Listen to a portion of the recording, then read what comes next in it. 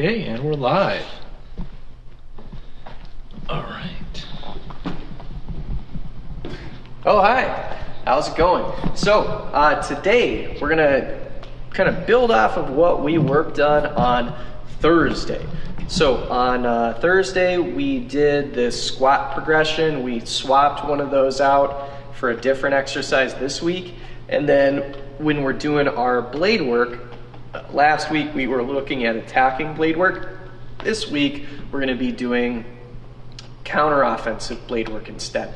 So we'll be parrying against an attack, whereas last week we did attacking against someone while they were open. So our games at the end will be focused around parrying against an attack.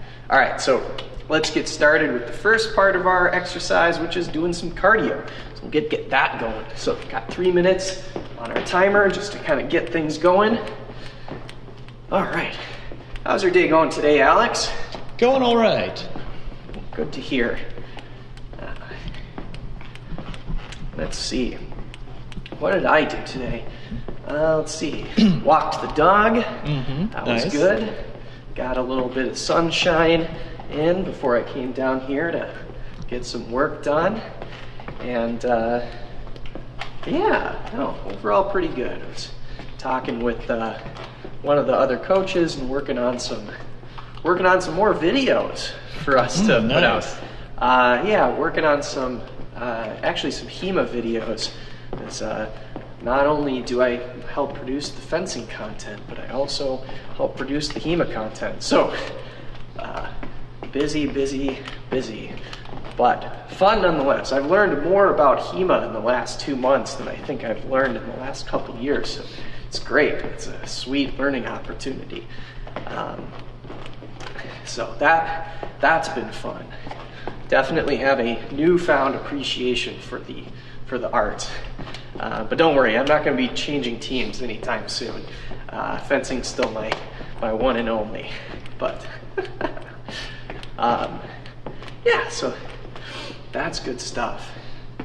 What else? Lots of organizing. Well, I guess disorganizing first. Kind of taking everything out of closets and off of shelves, and then figuring out what sort of stuff we can get rid of and what sort of stuff we might need a new version of, and putting it all together. I think once everybody gets to come in and visit and see some of the stuff we've changed, well, you might like it. I hope so.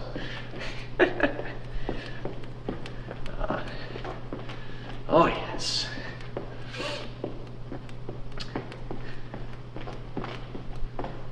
Still got about 45 seconds left, so I'm going to take the tempo up just a little bit, go a little faster.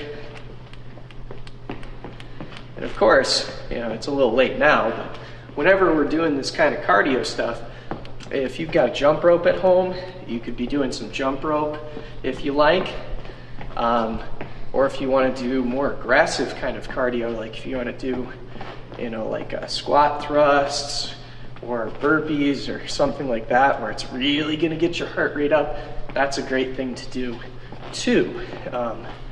I always like to demo the things that just about anybody could pick up and do if they wanted to. All right, that is our time for that. Let's start doing our split squat. So for those of you who are unfamiliar, a split squat is you start with your feet apart and your body in the middle of your feet. And then you're just going to drop down nice and slow. You can see how my knee ends up where under my body. So my body is over this line, and then when I drop down, my knee is going to end up on that line. So my torso is going to make a straight line, more or less, down to the floor.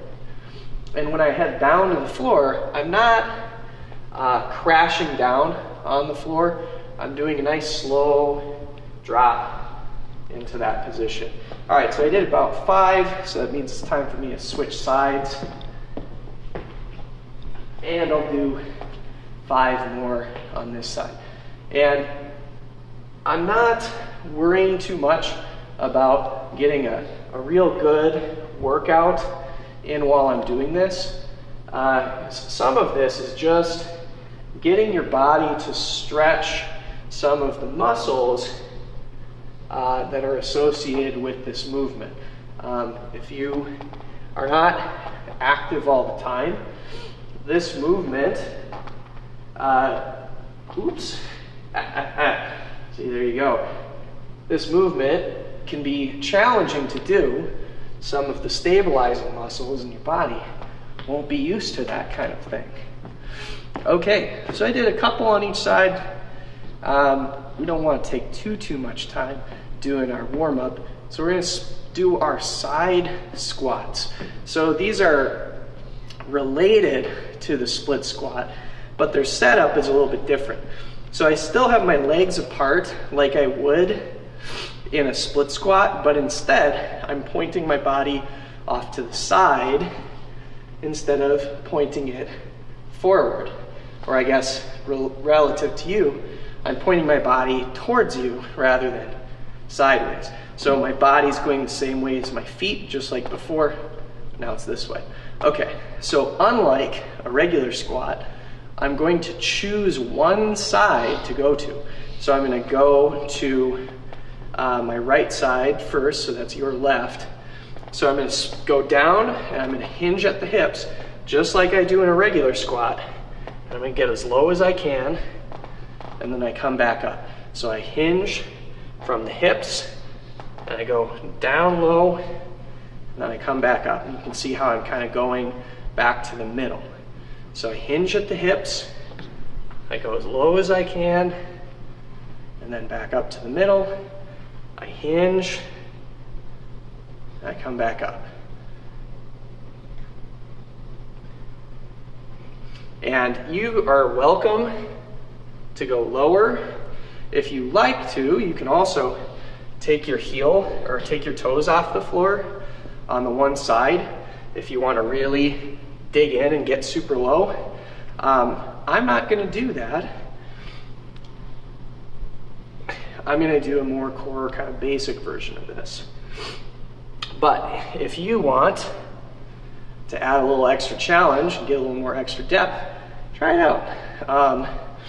We want to be going down to a depth that we can exit out of. And so if I can go like this, and I can get really super low, but I'm not easily getting out of that position again. Well, I guess I did, but you know, whatever. It's much more difficult. I don't feel like I'm getting quite the same amount of control when I go down that low, for me. But you may be different. Okay, so we've got a pretty equal amount on both sides. Now we're going to do something that more closely resembles a fencing lunge. This is still a parallel foot movement, so it's not perpendicular like a lunge. So our feet are going to be parallel, but pointing off this way, and like the split squat. But instead of letting the trailing leg bend, we're going to keep the trailing leg straight. So I'm going to step out, and if you need a little more, you can step out a little bit more. So I'm going to keep my heel down on the trailing leg. This helps to stretch my calf muscle back here. You may feel this in other places, but predominantly you should feel this in the calf and maybe in the hip, depending on how flexible your hip flexors are. If they're relatively tight, you'll probably feel some tension here right away in this position. Okay, and then we'll switch the other side. Same kind of setup. So hips are level and pointing forwards. Trailing leg is straight, and the heel is anchored down onto the floor to create tension in the calf, to make a calf stretch, in addition to perhaps creating some stretch in the hip, depending. If you want more stretch in your hip and you are not feeling the calf stretch as much, or maybe you feel like your calves are stretched enough, you can do a modified version of this where you let your heel come up, and that will give you more depth. And that will add additional leverage in the hip here. So it will allow you to increase the angle between your back leg and your hip. And then if you need additional stretch, you can then let the trailing knee bend, and that will allow an even further movement of that trailing leg. I'll show you on the other side as well. So here we are standard with the heel down, and then I let the heel come up to get more depth, and then I can bend my trailing knee to get even more, to increase this angle at the hip. Good. Okay, and then the last thing that I have on my list for our warm-up are some sweeps. So we want to get our hamstring stretched out a little bit. So following this trend of moving from the hips predominantly, this is not much different. So I'm going to stick out. My leading leg is going to go straight. My trailing leg is going to be bent. So I'm going to sit just like a squat. I sit into the position just like I'm squatting, and then I can create a stretch by bending at the hip. So moving the arms doesn't do a whole lot for the stretch. The stretch is created from tension in the leg by bending at the hip. That's what we want to create the most. So again, it's like a squat, but one of your legs is going to go out in front of you. So it's kind of like a pistol squat, except you're resting the leg on the floor instead of having the leg elevated like a pistol squat. Make sense? Okay, so do one more on each side. So we go here, leg out, leg in, sit, back is nice and straight, bend at the hip. Good, and then I'll just do the other one like this. So split, one in front, one behind, split, sit, and then back up again. All right, good. So we did our warm-up. Yes, we are champions. So now we're gonna do some footwork.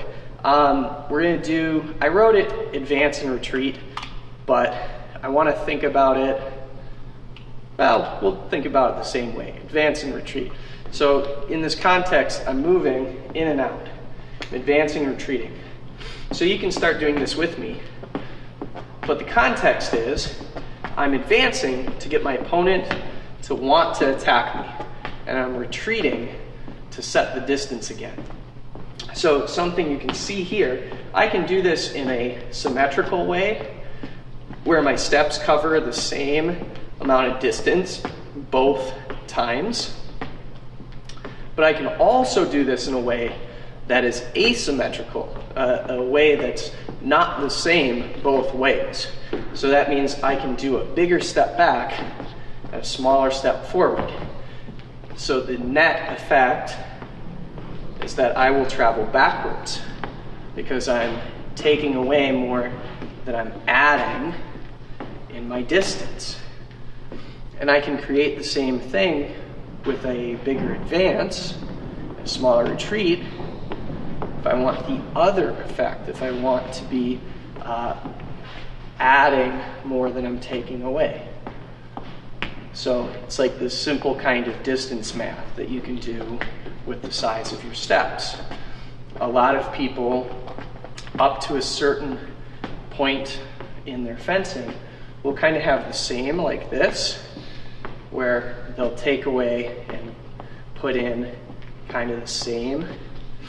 And so if they need to take away more, they'll tend to take one more step, which is good, but having steps that are different sizes adds a little more subtlety to what's going on. And if you watch Sam's stream yesterday, he talked a little bit about that too, talking about like how subtlety is important for selling the idea of what you're doing to your opponent.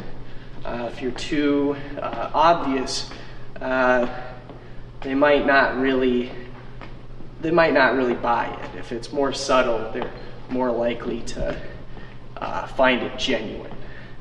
All right, very good. So now we're going to do the second footwork piece that we have set up here. So we're going to do a retreat, advance, retreat. So the net effect should be that we go backwards because we have 2 retreats and 1 advance. And we're using this to set up for the next kind of piece of footwork that we're going to use to hit with sometimes.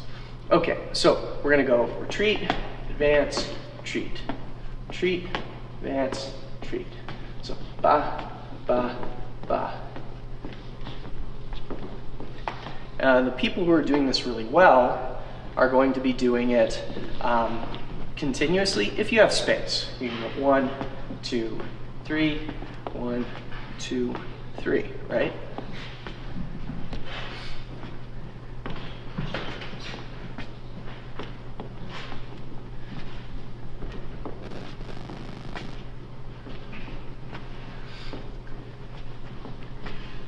Now, I know what you might be thinking. You go, Tyler, if I do retreat, advance, retreat, and I do it continuously, if I go retreat, advance, retreat, retreat, advance, retreat, retreat, advance, retreat, retreat, aren't there 2 retreats in a row? Isn't that kind of the same as going retreat, retreat, advance, retreat, retreat, advance? And to those people, I'd say almost.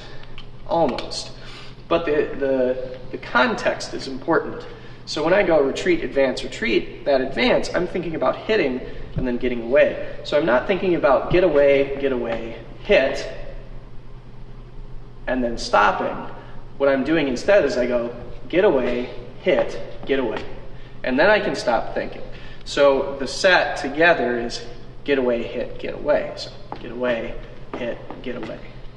Get away, hit, get away.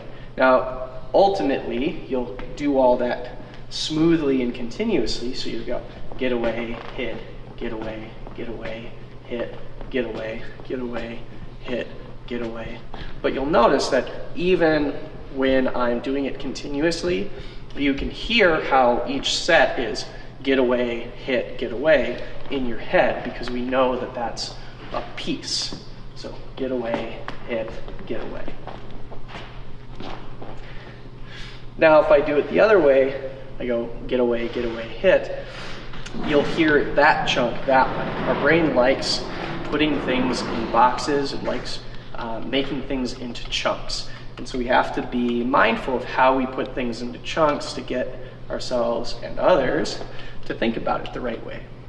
So on that note, we're moving to the next piece of footwork here. So we've got retreat lunge. So you'll see the roots of that last exercise in here.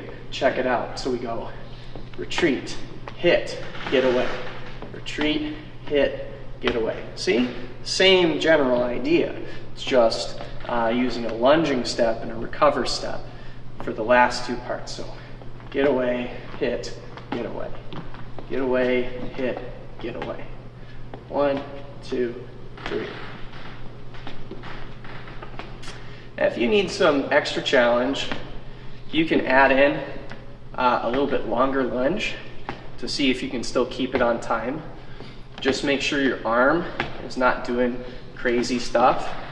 It's really tempting to do something like this, where you go, get away, and then you just yank your arm back super hard. But no, we don't want that. We want to go get away, hit. See, it's 1, 2, not 1, right? So get away, hit, da da, da da da da.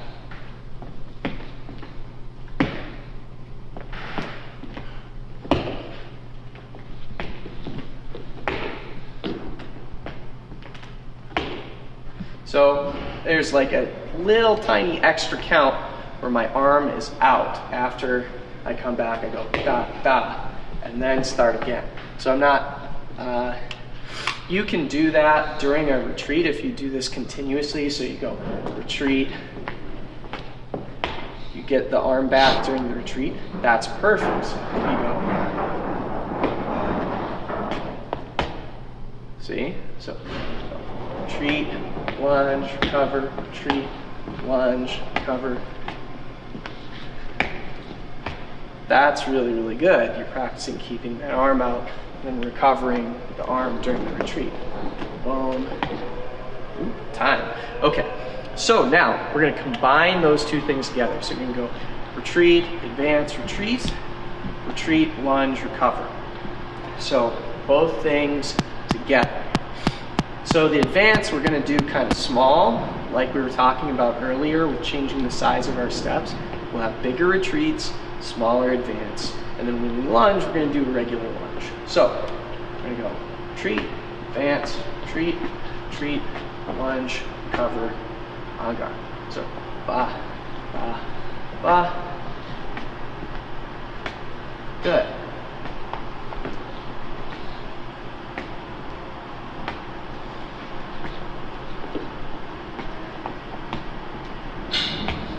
Okay, turn around.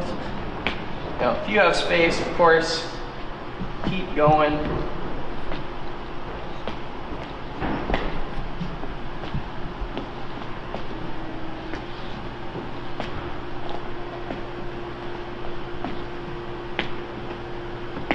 Oops. Arm came back a little bit early on that one.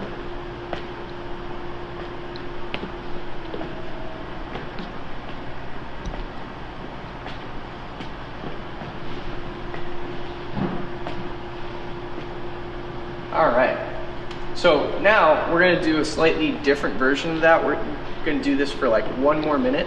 So the new version, you are going to choose when you switch back and forth between option 3 or number 3 and number 4, which is switching back and forth between retreat, advance, retreat, and switching to retreat, lunge. So you can do multiple retreat, advance, retreat in a row. You could do multiple retreat, lunge, recover in a row if you want to, but I'd say it's more important to space the attacks out one at a time rather than packing them in together, but you can practice them both ways. Okay, so let's get the last minute going on here, and then we're going to switch into doing our gains for the day. Okay, so go ahead.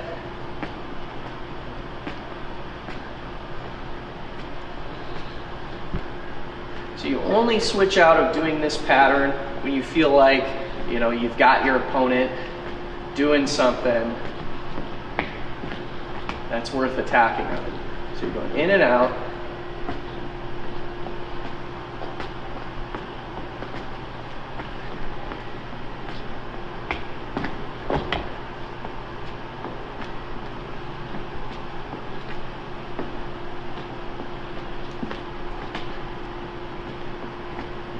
Turn around.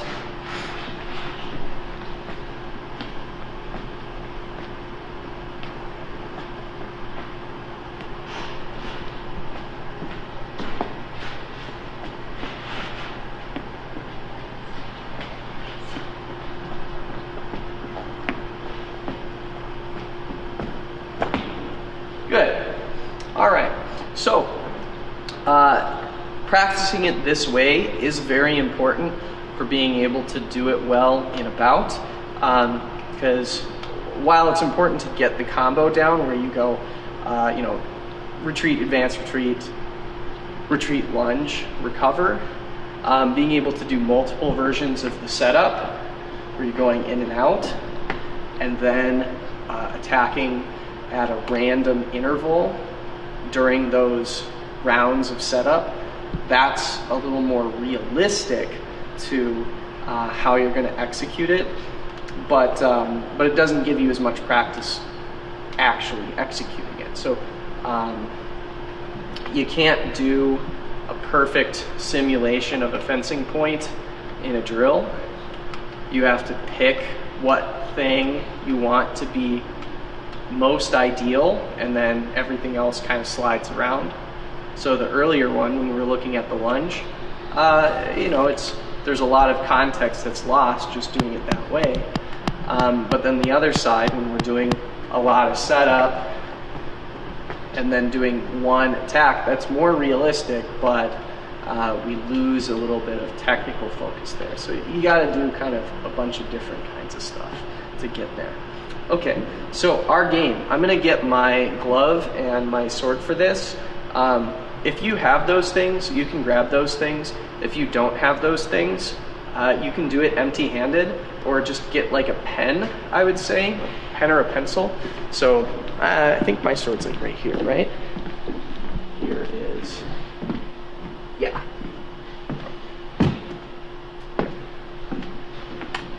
I don't need this anymore. Okay.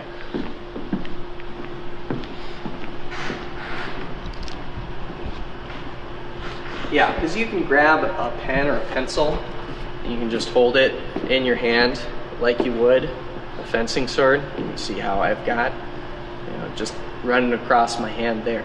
So it's up to you. Okay, so we're going to want to be pretty close for this so you can see which one of the two options I'm doing. So the first one, you're going to do a parry on the inside. So that means doing a parry 4. So you're going to go across your body to parry against that. And then the second one, we're going to parry on the outside. So in saber, that's going to be a parry 3 over here. And then in foil and in epee, that's going to be a parry 6, like this. So the thing that we're going to look at is whether I'm coming on this side or if I'm coming on this side. So depending on which fencing hand you use, you are going to have to parry on the corresponding side. So if I'm on this side, if you're right-handed, then that is going to be on your outside. And if you're right-handed, this would be on your inside. If you're left-handed, it's going to be switched. So this is your outside, this is your inside. So again, you have to figure out which side is the correct parry for you, but all the same. So for now, we're just going to do one thing only. So like I said, you're going to have to be pretty close for this to work correctly. So come on in. As close as you can get while everything's, yeah, okay, cool. So I'm going to be stepping. I'm going to step in and out. So I'm going to go in and out like this. And so for now, I want you to just follow along. So sometimes when I step in, I'm going to bring my hand out. And so while you're stepping back, you're going to need to do that parry. And what we're going to practice is we're going to practice parrying and then riposting on the lunge. So whenever I do the attack, you're going to step back and parry. So ready? So we're going to parry on the inside, so that's parry 4. So I'm going to step in, I'm going to do the attack, you step back and parry 4, and then you're going to lunge and riposte. So you're going to go parry, riposte, or parry, riposte if you're a point fencer. Okay, so let's start again. So go in and out. So in and out. Advance and retreat. So follow my tempo. Make sure you can see how I'm getting bigger and smaller in the camera, or in the video rather. So you can see that I'm going in and out. See that I'm getting closer and further away. Okay? So now, one of the times when I step in, I'm going to bring my hand out. You're going to parry while you're stepping back. After you step back and parry, you're going to lunge to finish your riposte, because I'm going to be stepping away. You're going to have to close the distance. All right, parry and riposte. Good. Okay. So you're stepping in and stepping out. Good. So, in and out.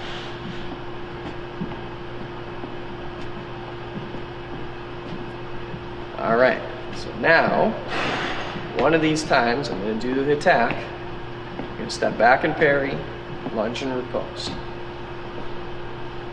Very good. Okay, a couple more times. I'm not going to talk you through it. The last couple times, you're just going to have to do it on your own.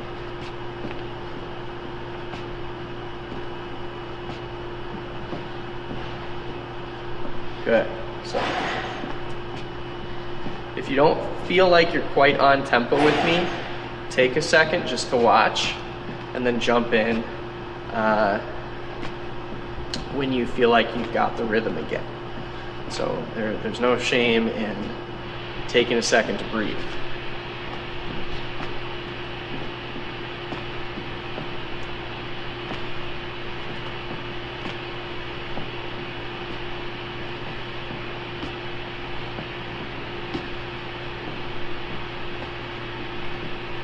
If you do this perfectly, your retreat will line up with my advance. Your lunge will line up with my retreat. And then your recover will line up with my advance. So, you'll still be on tempo. So you recover, I advance, and then you can advance right after you recover, and then we're back on again. So you go retreat, advance, or lunge, recover, advance, right? So we're moving. So you go retreat, lunge, cover, advance, retreat, advance, retreat. Good.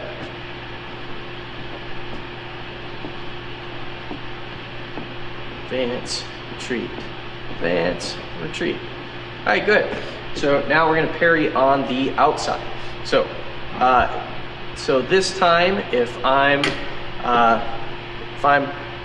way over here, you're going to parry on the outside. So far I've been kind of attacking in the middle, just kind of like where the camera is, but I'm going to be attacking a little bit off to the side. I'm going to do it on both sides for this one, but just always parry 6 for now, or parry 3. Since some of you are right-handed, some of you are left-handed, and so it's not going to look the same for everybody. But once we get into the combo version next, it'll make more sense. Okay, so here we go. Same setup, different pair.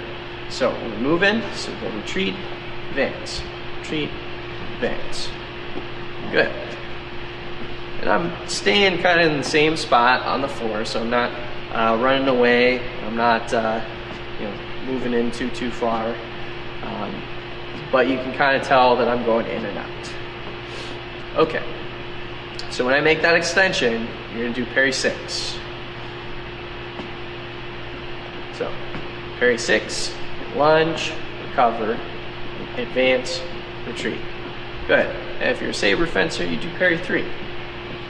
So you do parry 3 and lunge and recover and advance and retreat, advance, and retreat. And if you have a hard time going from the recovery right into the advance, just take a deep breath while I'm doing my retreat and my advance, and then jump in on the next one. If you hurry and kind of like just run in there and try and make it right, it oftentimes won't quite get you there. It might get you to be really good at panicking and then jumping off tempo, but it won't necessarily help you stay relaxed and move in on tempo. Okay, so parry and lunge and recover and advance and retreat, advance and retreat. Good. All right. One more. Parry, lunge, cover, advance, retreat. Good. Okay, so now we're going to do the combo. So I'm going to either attack on this side or I'm going to attack on this side. So the first one I was just kind of attacking down the middle. This one I was mostly just attacking on this side. So now we're going to do the combo. So that means that I could attack one side or the other, but you don't know, but you're going to find out when I do. And then you just parry on the appropriate side. So if I attack on your inside, you're going to parry 4, or parry 4, or parry 4, depending on which weapon you have. Or if I attack on the outside, you parry 3, or parry 6, or if you parry 6, depending on which weapon you fence. Okay, so let's get started. So advance, retreat. Good. Advance, retreat. Advance, retreat. Very good. Parry and lunge and recover and advance, retreat, advance, retreat. Very good. Parry and repose and recover and advance, retreat, advance, retreat. Good. Parry, lunge, recover, advance, retreat. Good.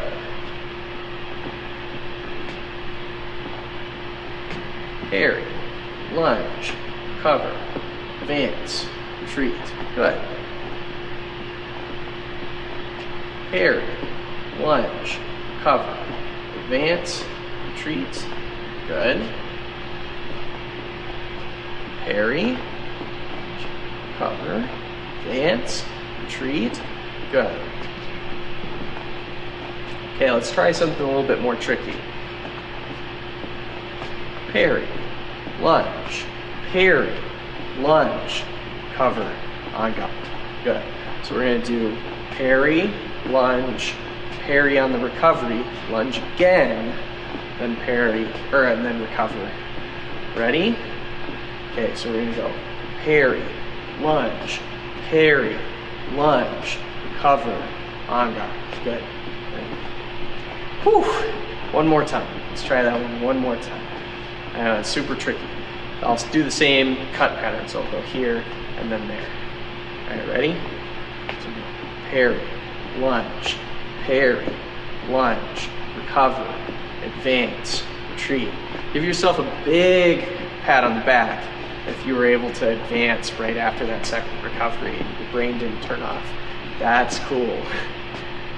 All right, last time for sure this time. All right, ready? Parry, lunge, parry, lunge, parry, lunge, recover. Good. All right. Nice job. That was a tricky one.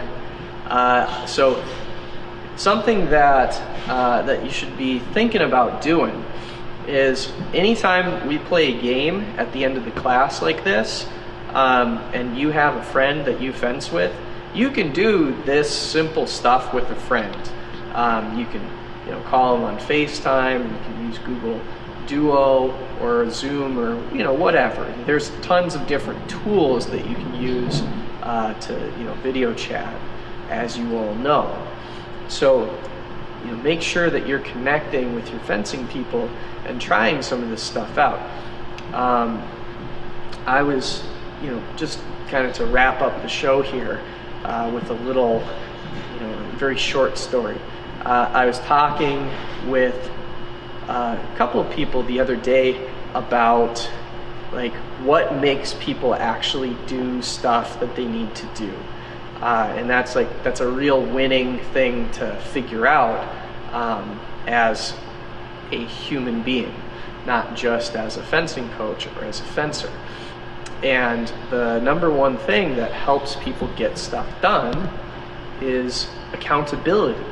If you are accountable to someone else, ideally 2 people or more, then you will undoubtedly have a larger pressure to stay on track than if you're accountable to 1 or 0 people. So oftentimes in a scenario where you have at least 2 other people that all work with you on something, all 3 or more of you will get there more consistently than if it's just you and 1 other person, or you all by yourself. So set those systems of support up with your friends that you know through fencing, so that you all can work on this kind of stuff together and stay accountable to each other. So when we get back in here, you'll be in great shape to start again. All right, so until we can see you again in person, we'll see you out here on the internet. Stay safe, stay hydrated, my friends. See you next time.